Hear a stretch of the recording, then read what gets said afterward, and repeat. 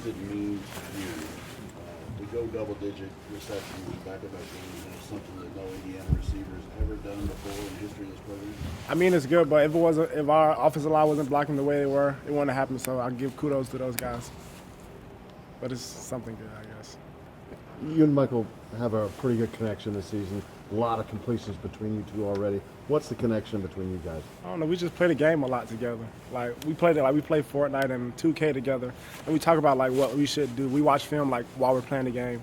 We just talk about little things we can do, to get the team out, get us going. How does that transfer to the field? I don't know. It's just we trust each other basically.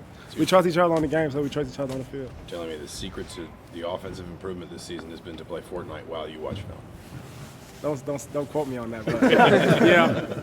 How have you seen Mike grow? I mean, obviously you worked with him last year. He's been enrolled for almost 2 years now, but especially since he's been named the starter and maybe really stepped into that role from a confidence perspective. Yeah, Mike's grown a lot. When he first got here, he was doing stuff that we did. He wasn't the first person outside, but now he's the first person outside. He's getting in the middle to talk to us. He's a bigger leader now. He's helping the receivers out, checks and things like that. So Mike, he's grown a lot. He's a complete quarterback now. He's grown. You talk about that catch you had to come back for. Which one? The one where you had to talk to refs and saying it was a catch. Just had to make a play for my guy. I just made a play for Mike. I told him I'd make plays for him. So just get me the ball. I'll make plays for you. It looked like one play you were kind of shaking up afterward. You went to the sideline.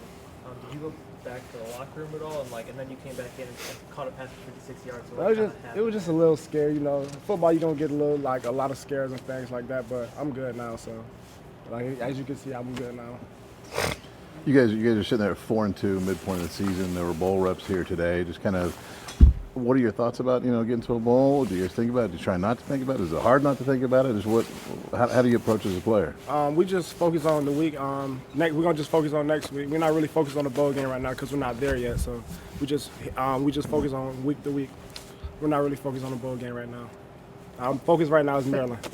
How do you feel about the running game you got going in the third quarter and seeing Stevie kind of have a day? I'm actually happy for Stevie. I'm actually glad to see he had a 100-yard game. I'm happy for him. That's my guy. We live right next door. We're neighbors, so we live right next door to each other. So I was like, I'm waiting for you to get your 100-yard game. I'm happy he got it. So, that's all he's going to be talking about now. I got 100 yards. I got 100 yards. So I'm happy for him, though.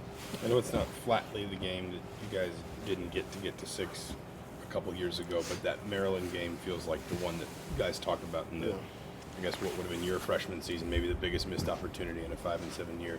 As you do turn the page to Maryland on the road, I mean, do you talk about that at all with younger guys to say, listen, we've got to seize these opportunities? Yeah, we're going to talk to the young guys about they're going to have a good atmosphere and things like that, but we feel like we're going to be able to beat those guys. So it's not really much we need to talk about, but the small things, like what we're going to have to do to get over the hump. We need these 6 games, so it's not really too crazy to talk about.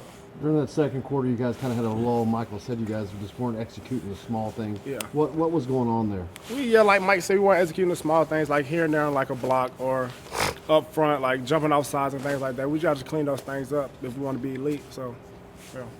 Obviously, the offense was making really big plays, but the defense coming out with that touchdown. How much energy that? Man, that gave us a lot of energy. I'm glad. I'm happy for the defense. They showed us that they got our back, and we got their backs though. So I'm happy for them. They came out and did their thing today.